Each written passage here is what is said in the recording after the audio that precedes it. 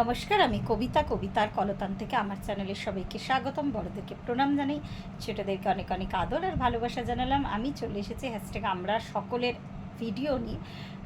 7টা বেজে গেছে, 12টা নাগাদ বাড়ি থেকে বেরিয়েছিলাম, এখন ফিরেছি। আর এখন কলকাতায় প্রচণ্ড গরম, প্রচণ্ড গরম। তো যা যা প্রয়োজনীয় কাজ ছিল সেগুলো করে ফিরেছি, তাই জন্য বিষয়টা নিয়ে আলোচনা করার সুযোগ পাইনি। আর আজকে বিষয় দিয়েছেন আমাদের অত্যন্ত আদরের, অত্যন্ত প্রিয় আমাদের মনের মানুষ মিতা চ্যাটার্জি ম্যাডাম। ওনাকে কুর্নিশ জানাতে হয়। উনি প্রতিনিয়ত আমাদের বিষয় দিয়ে কিন্তু আমাদেরকে মানে সমৃদ্ধ করছেন। বিষয়টাকে বলিনি। কাজ আমাদের বা ব্যস্ততা আমাদের 3টে জিনিস থেকে ভুলিয়ে রাখে। একটা হচ্ছে একঘেয়েমি, একটা মন্দ চিন্তা, একটা হচ্ছে প্রয়োজন। খুব সুন্দর একটা বিষয়।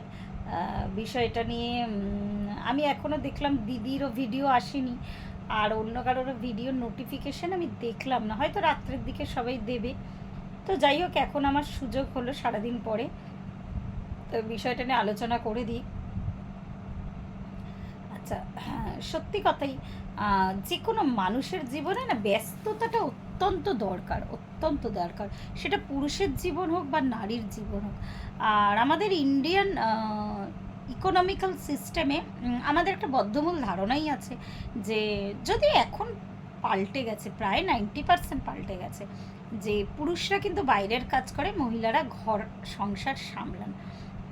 আমারও যদিও তাই, কিন্তু এখনকার ছেলে মেয়ে বা মেয়েরা বিশেষত অনেক বেশি মানে কি বলবো, নিজেকে আপডেট করে রাখে আর কি। তারা এখন মানে ওই নারী পুরুষের ওরমভাবে তো সমান বা কিছু ওরম ভাগ আমি কখনোই করতে পছন্দ করি না। নারী নারীর জায়গায়, পুরুষ পুরুষের জায়গায়।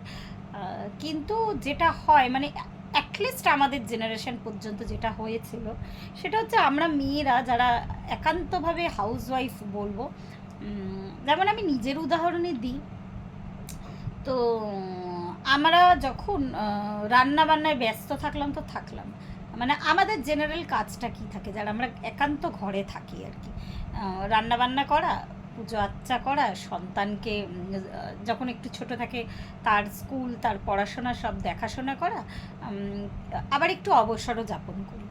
তো এই যে অবসর সময়টা, তখন কিন্তু আমাদের ব্যস্ততাটা থাকে না। যেটা আমার হতো একটা টাইমে, আমি অবসর জীবন খুব কমই যাপন করেছি।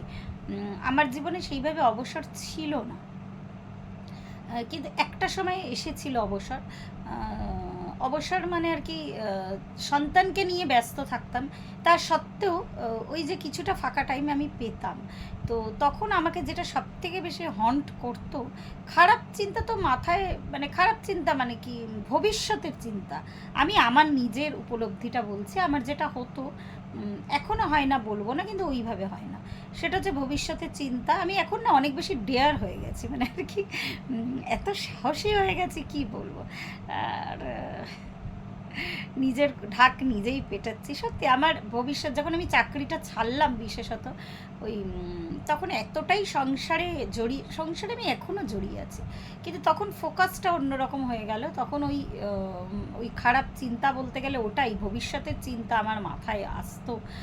আর প্রয়োজন মানে বিশেষত যেটা হতো, সেটা অর্থের প্রয়োজন।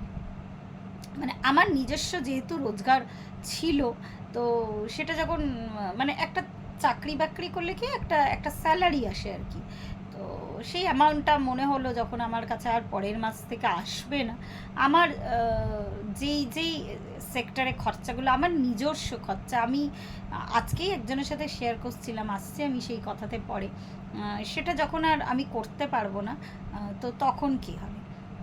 সত্যি বলে না যে অবসর যখন আমি মানে এই যে কোনো মানুষ, আমি কেন এই অবসর জীবনটা যাপন করছি, অবসর জীবন মানে ভাববে না রিটায়ার্ড লাইফ আর কি। অনেকে অল্প বয়সে অবসর জীবন যাপন করে। আমি আমার একটা জিনিস আমাকে বারবার হন্ট করতো, যে উদ্দেশ্যবিহীন জীবন বাঁচাটা কখনোই ঠিক নয়।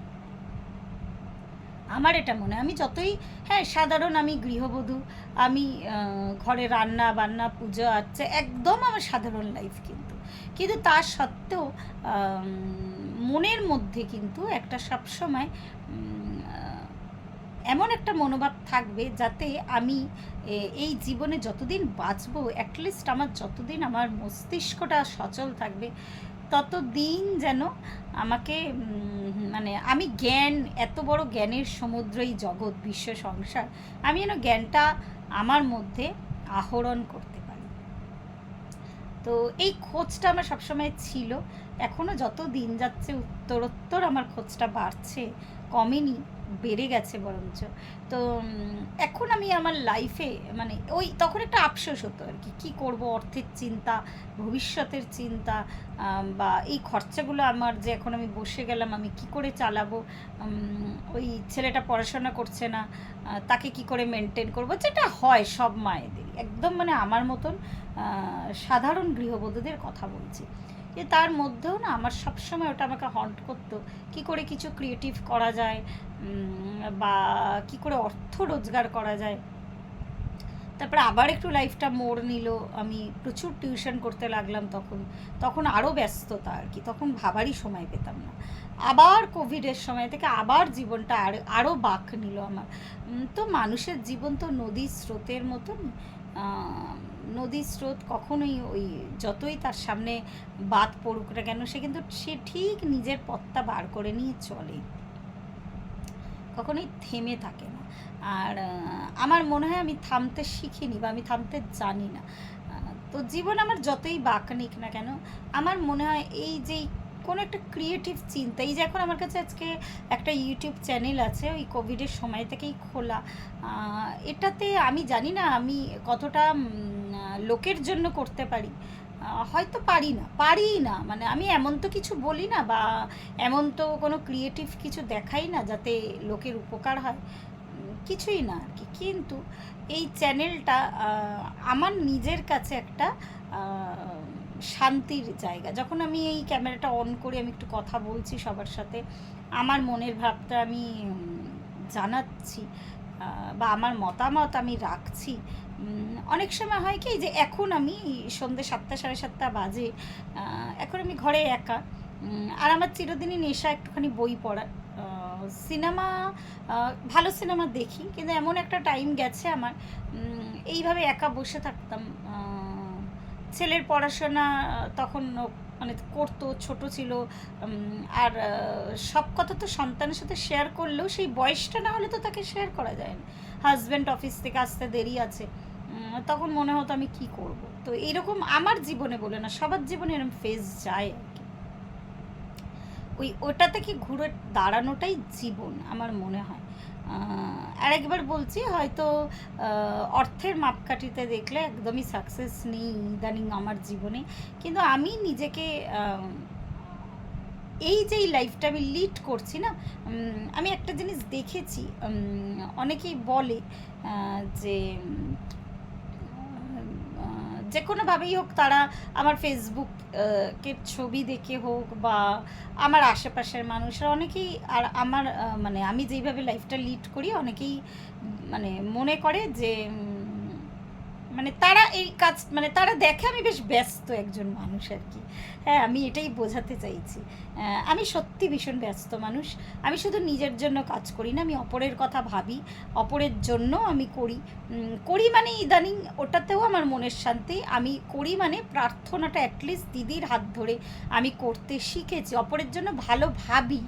করি মানে তাকে ইকোনমিক্যালি আমি 2 টাকা দিয়ে সাহায্য করতে পারি না, কিন্তু অপরের জন্যই যে ভালো চিন্তা, হ্যাঁ, প্রথমে তো সব কিছুই তোমার চিন্তাতে আনতে হবে না, তো এইটাও মানে শেখা দিদির থেকে।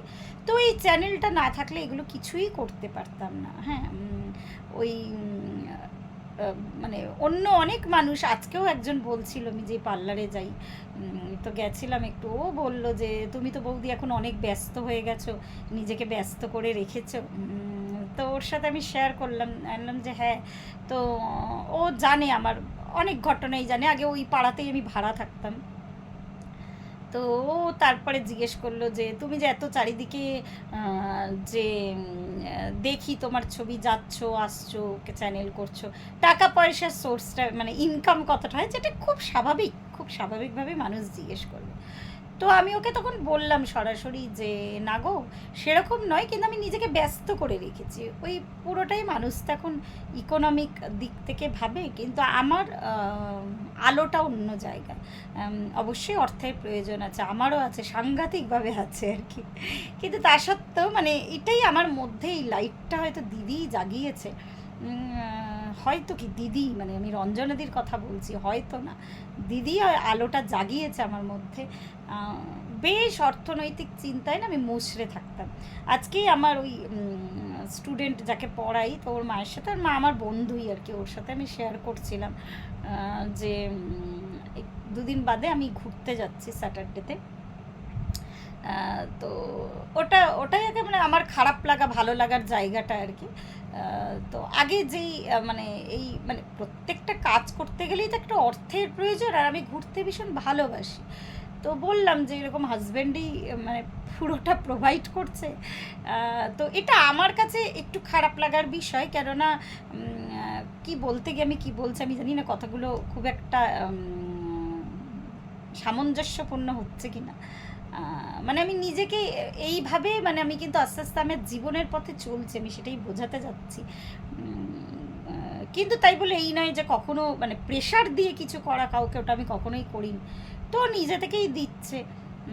যাই হোক, কিন্তু আমার মানে এই জিনিসটা আমার খুব একটা ভালো লাগে না। সে আমার যতই আপন হোক না কেন, যতই কাছের হোক না কেন, বলে না নিজের হাতের জোরটা কিন্তু অনেকখানি একটা ব্যাপার। তো ওর সাথে আমার এই খারাপ লাগাটা আমি শেয়ার করছিলাম, আপনাদের সাথে বা তোমাদের সাথেও আমি শেয়ার করলাম আজকের দিনে। এখানে কোনো কিছুই লুকানোর নেই, আমার সবাই পরিবারের মানুষ। কিন্তু এই যে বললাম আমার মধ্যে যে আলোটা আছে, এই আলোটা ভরসা করে আমি এগিয়ে যাব, আমি জানি। আমি এখন অনেক ব্যস্ত হয়ে পড়েছি, আমার বন্ধু বান্ধবরাও খুব কমপ্লেন করে আমার জন্য, আমার মানে অভিযোগ করে যে আমি সত্যি সময় দিতে পারি না। আমি দিদির হাত ধরে শিখেছি প্রেয়ার কাকে বলে, লোকের জন্য ভালো চিন্তা কী করে করতে হয়। পড়াশোনা আগেও করতে ভালোবাসতাম, কিন্তু আমার এই পড়াশোনাতেই মাঝখানে ছেদ পড়ে গেছিলো, যেটা আবার আমার নতুন করে একটু একটু করে আমার জীবনে ফিরে আসছে। তো ঈশ্বর যেন আমাকে এই ব্যস্ততার মধ্যেই আমার জীবনটা নিয়ে চলতে পারি আমি জীবনের শেষ দিন পর্যন্ত। তো আমি জানি না মিতা চ্যাটার্জি ম্যাডামের শুনে কেমন লাগবে, পুরোটাই নিজের লাইফটা নিয়ে বোঝালাম। আসলে যতক্ষণ না প্র্যাকটিক্যাল হচ্ছে ততক্ষণ তো মানুষকে বোঝানো যায় না, পুরোটাই নিজের জীবন নিয়ে আমি বললাম। উনি জানি না কতটা স্যাটিসফাই হবে আমার কথাগুলো শুনে। আজকে এই পর্যন্তই রইল। প্রত্যেকে ভালো থাকবেন, পরিবারের সকলকে ভালো রাখবেন। ধন্যবাদ।